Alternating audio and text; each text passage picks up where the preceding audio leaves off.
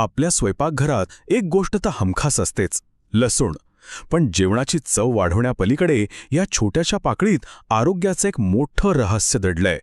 चला आज आपण तेच उलगडून पाहूया. ही काही साधीसुधी गोष्ट नाहीये बरं का. आयुर्वेदाने लसणाला प्राकृतिक अँटीबायोटिक म्हटलंय. याचा अर्थ काय? तर निसर्गानेच आपल्याला एक शक्तिशाली औषध दिलं आहे. पण प्रश्न हा आहे की ते नक्की काम कसं करतं.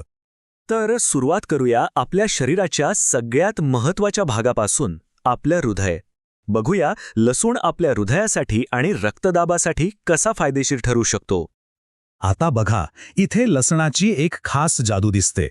तो काय करतो तर आपलं जे वाईट कोलेस्ट्रॉल आहे म्हणजे LDL, जे आपल्या रक्तवाहिन्यांमध्ये अडथळे निर्माण करतं, त्याला कमी करतो. आणि इतकंच नाही तर त्याचवेळी जे चांगलं कोलेस्ट्रॉल आहे म्हणजे HDL, जे रक्तवाहिन्या साफ ठेवायला मदत करतं, त्याला वाढवतो सुद्धा. म्हणजे जणू काही शरीरात एक स्वच्छता मोहीमच राबवली जाते. आणि या कोलेस्ट्रॉल मॅनेजमेंटचा थेट परिणाम काय होतो तर हृदयविकाराचा धोका कमी होतो. आणि हो, सोबतच रक्तदाब नियंत्रणात ठेवायलाही मोठी मदत मिळते. बरं, फक्त हृदयाचंच नाही तर लसूण बाहेरून येणाऱ्या धोक्यांपासूनही आपलं संरक्षण करतो. तो आपली रोगप्रतिकारशक्ती इतकी मजबूत करतो की आपण आजारांपासून दूरच राहतो. पण हे होतं कसं? यामागे एक वैज्ञानिक कारण आहे, आणि ते म्हणजे ॲलिशिन. हे एक सल्फर कंपाऊंड आहे, ज्यामुळे लसणाला तो विशिष्ट वास आणि चव येते. पण त्याहूनही महत्त्वाचं म्हणजे हेच ॲलिशिन आपल्या शरीरातल्या जंतूंशी लढणारं एक मुख्य शस्त्र आहे.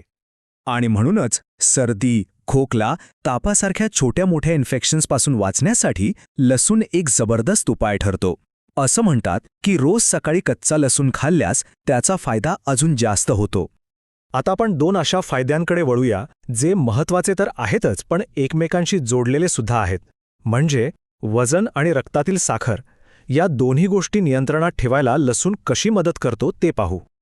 सगळ्यात पहिलं म्हणजे लसूण आपल्या शरीराची चयापचय क्रिया, ज्याला आपण मेटाबॉलिझम म्हणतो, ती वाढवतो. सोप्या भाषेत सांगायचं तर आपलं शरीर कॅलरीज ज्या वेगाने जाळतं त्या वेगाला तो गती देतो. आणि मग मेटाबॉलिझम वाढल्याचा सरळ परिणाम काय? तर शरीरातली जी अतिरिक्त चरबी आहे ती नैसर्गिकरित्या कमी व्हायला मदत होते.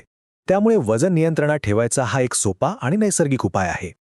आणि याचबरोबर लसणाच्या नियमित सेवनाने रक्तातील साखरेची पातळी स्थिर राहायलाही मदत होते.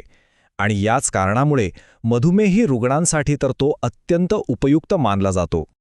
आरोग्याचे फायदे तर झाले, पण तुम्हाला माहिती आहे का, लसणाचे काही सौंदर्यवर्धक फायदेही आहेत. चला बघूया तो आपली त्वचा आणि केसांसाठी कसं काम करतो.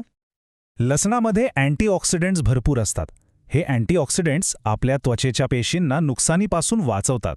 त्यामुळे त्वचा निरोगी, उज्जळ आणि तरुण दिसते. एवढंच नाही तर ते केस गळती कमी करून केसांच्या वाढीलाही चालना देतात. आता इतकी सगळे फायदे ऐकल्यावर लसणाचा वापर लगेच सुरू करावासा वाटेल. पण थांबा, कोणतीही गोष्ट अतिप्रमाणात करणं चांगलं नाही. त्यामुळे काही गोष्टी लक्षात ठेवणं खूप गरजेचं आहे. सगळ्यात महत्त्वाचं, लसूण नेहमी प्रमाणातच खावा, अतिरेक नको. विशेषतः रिकाम्या पोटी तर जास्त अजिबात खाऊ नये, कारण त्याने पोटात दुखू शकतं किंवा ॲसिडिटी होऊ शकते. आणि हो, प्रत्येकाचं शरीर वेगळं असतं, त्यामुळे जर लसूण खाल्ल्यावर काही त्रास जाणवत असेल तर त्याचा वापर टाळा. थोडक्यात काय तर आपल्या शरीराचं ऐकणं हे सर्वात महत्त्वाचं आहे.